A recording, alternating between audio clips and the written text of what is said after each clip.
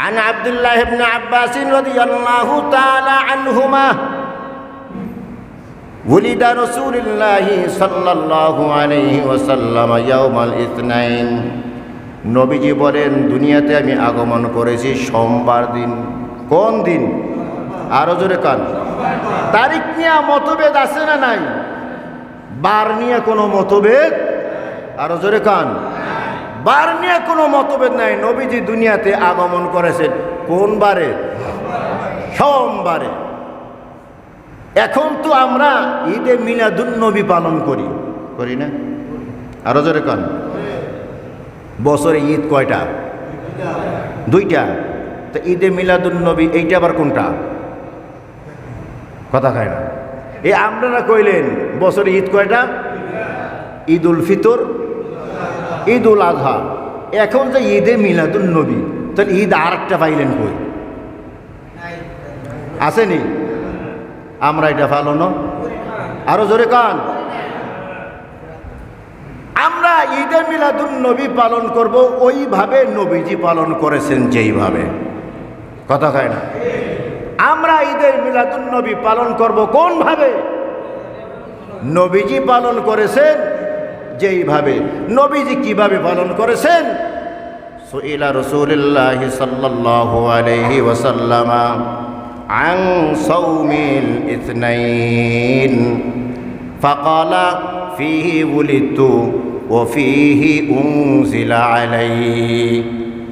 মুসলিম শরীফের হাদিস। সাহাবায়ে কিরাম আসলেন নবীজির কাছে, ইয়া রাসূলুল্লাহ সাল্লাল্লাহু আলাইহি ওয়াসাল্লাম, সোমবার দিন আপনি কেন রোজা রাখেন? সপ্তাহে বৃহস্পতিবার কেন আপনি রোজা রাখেন?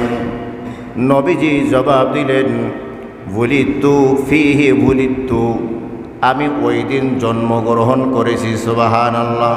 কোন দিন? সোমবার দিন আমি জন্মগ্রহণ করেছি। আমার জন্মের শুকর আদায় করার জন্য আমি আল্লাহর কাছে রোজা রাখি। আর নবীজি বললেন, ওয়া ফিহি উনজিলা আলাইহি, আর এই সোমবার দিন আমার উপরে কোরআন নাজিল হওয়া শুরু হয়েছে। কোরআন নাজিলের শুকর আদায় করার জন্য আমি সোমবার দিন রোজা রাখি। আর যেই দিন আল্লাহ পাক আমাকে নবুয়ত দান করেছিলেন ওই দিনটাও ছিল সোমবার। কয় কারণে আমি সোমবার দিন রোজা রাখি? 3 কারণ। 1 নম্বরে আমি সোমবার দিন জন্মগ্রহণ করেছি। 2 নম্বর, এই দিন আমার উপরে কোরআন নাজিল শুরু হয়েছে। 3 নম্বর হলো এই দিন আল্লাহ পাক আমাকে নবুয়তি দান করেছেন। 3 কারণে আমি সোমবার দিন রোজা রাখি। আর আজকে আমরা রোজা রাখি না, বরং ঈদে মিলাদুন নবী পালন করতে গিয়া জনমের খানা খাই। কথা কয় না? নবীজি তার জন্মের জন্য শুকর আদায় করার জন্য বার্ষিকভাবে জন্মদিবস পালন করেছেন নাকি সাপ্তাহিকভাবে? কথা কয় না।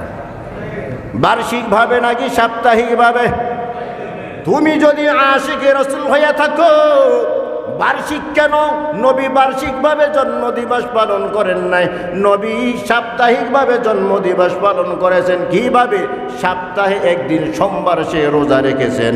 তুমি যদি নবীর আশিক দাবি করতে চাও, তাহলে প্রত্যেক সোমবারে তুমি নবীজির সুন্নাত আদায় করার জন্য রোজা রাখো। বোঝেন নাই মনে হয়? তুমি তো বছরে একবার ঈদে মিলাদুন নবী, নবীর জন্মদিবস পালন করো। আর নবীজি তো সপ্তাহে কয়দিন? একদিন। মাসে কয়দিন? কোন মাসে 4 দিন, কোন মাসে 5 দিন। নবী বছরে 52 দিন তার জন্মদিবস পালন করেছেন। তুমি তো ঢাক ঢোল বাজাইয়া জনমের খাওয়া খাইয়া তুমি নবীজির জন্মদিবস পালন করো। আর নবীজি ঢাক ঢোল বাজায় নাই, বরং গোপনে গোপনে রোজা রাখিয়া মাওলাকে খুশি করার জন্য, শুকরিয়া আদায় করার জন্য সে রোজা রেখেছেন। তাহলে তুমি তো নবীজির আশেক না, তুমি তো খানার আশেক। কথা কয় না? কিসের আশেক? তুমি তো সিন্নির আশেক, তুমি তো জিলাপির আশেক, তুমি তো বিরিয়ানির আশেক। কথা কয় না? আরো জোরে কান। এই আশিক যদি হইতে হয় নবীজির সুন্নাতের আশিক হও। নবীজি সোমবার দিন রোজা রেখেছেন, নবীর মতো তুমিও যদি সোমবার দিন রোজা রাখো তাহলে নবীর সুন্নাতের আশিক হইতে পারবা। আর যদি তুমি সুন্নাতের আশিক হইতে পারো তাহলে তোমার ভাবে নবীজি বলে আলা রাসূলুল্লাহি সাল্লাল্লাহু আলাইহি ওয়াসাল্লাম মান আহাব্বা সুন্নতি ফাকাদ আহাব্বানি ওয়া মান আহাব্বানি কানা মাই ফিল জান্নাহ। যে ব্যক্তি আমার সুন্নাতকে মুহাব্বত করলো সে যেন আমাকে মুহাব্বত করলো, আর যে আমাকে মুহাব্বত করলো সে আমার সাথে জান্নাতের মেহমান হয়ে যাবে। জান্নাতের মেহমান যদি হইতে চাও তাহলে নবীর আদর্শ গ্রহণ করো। আল্লাহ তাআলা বলেন লাকাদ কানা লাকুম ফি রাসূলিল্লাহি উসওয়াতুন হাসানাহ লিমান কানা ইয়ারজুল্লাহা ওয়াল ইয়াউমাল আখিরা ওয়া যাকারাল্লাহা কাসীরা। নবীজির আদর্শের ভিতরেই তোমার জন্য, নবীজির আদর্শই তোমাদের জন্য উত্তম আদর্শ রয়েছে। নবীজির জীবনে তোমাদের জন্য উত্তম আদর্শ রয়েছে। অতএব নবী যা করেছেন সেটাই যদি তুমি করতে পারো তাহলে তুমি উত্তম আদর্শওয়ালা উম্মত হইয়া যাইবা। উত্তম আদর্শওয়ালা উম্মত যদি তুমি হইতে চাও তাহলে তুমি নবীজির সুন্নাতের পাগল হইতে হবে। নবীর যেই মত তোমার যদি হয় সেই মত তাহলে তুমি হইবা নবীর জির উম্মত। কথা কয় না? নবীর যেই মত আমারও সেই মত, তাহলেই হব আমি নবীজির উম্মত। কি হইতে হবে? নবীর আদর্শের সাথে আমার আদর্শ মিল থাকতে হবে। নবীর আদর্শ হলো সোমবার দিনে রোজা রাখা, আর তোমার আদর্শ হইল সোমবার দিন জনমের খাওয়া খাওয়া। আচ্ছা, রোজা আর ঈদ এই দুইটা কি সমান নাকি, নাকি সম্পূর্ণ বিপরীত? আরো জোরে কান। সম্পূর্ণ বিপরীত। রোজা মানে সব খানাপিনা থেকে একেবারে বিরত, আর ঈদ মানে যত ধরনের খানা আছে সব খাও, আনন্দ কইরা খুশি হইয়া খাও। দুইটা কি সমান নাকি, নাকি সম্পূর্ণ বিপরীত?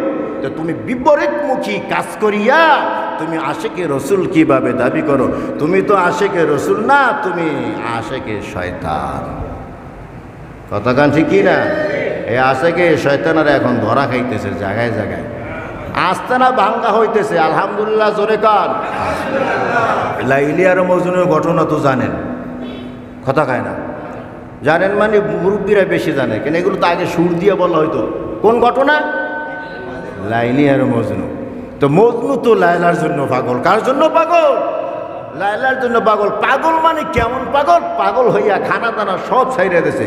খানা দানা কোনো গোষ্ঠীও নাই, সারাদিন শুধু জিকির করে লায়লা আর লায়লা। জিজ্ঞাসা করে লায়লা লায়লা জিকির করো কেন? কয় লায়লার নাম যখন আমি নেই তো অন্তরের ভিতরে শান্তি পাই। নাউজুবিল্লাহ কন। এখান থেকেই বুঝতে পারেন লায়লার নাম নিয়ে যদি মজনু অন্তরের ভিতরে শান্তি পায় তাহলে লায়লাকে যে বানাইছে তার নাম জিকির করলে অন্তরে শান্তি আসবে কি আসবে না? এজন্য জিকির করা দরকার আছে না নাই? বেশি বেশি জিকির। তো লায়লার কাছে খবর বুঝে গেছে কি যে মজনু তোমার জন্য এতটা পাগল, পাগল হইয়া তোমার নাম শুধু জপতেছে আর জঙ্গলে জঙ্গলে ঘুরতেছে। খানা পিনার গোষ্ঠীও নাই, একেবারে সব বন্ধ করে দিয়েছে। শুকাইয়া একেবারে কঙ্কাল হয়ে গেছে। তো লায়লার মায়া জমে গেছে, গা কিরে এই লোকটা আমার জন্য পাগল হইয়া খানা পিনা সব বন্ধ করে দিয়েছে, শুকাইয়া কঙ্কাল হয়ে গেছে। যা আজকের থেকে ওপেন ঘোষণা দিয়ে দিলাম, আমার মাসুকের জন্য, আমার আশেকের জন্য আজকে থেকে 5 কেজি দুধ বরাদ্দ। কয় কেজি? এটা শুনছে এক ভণ্ডে।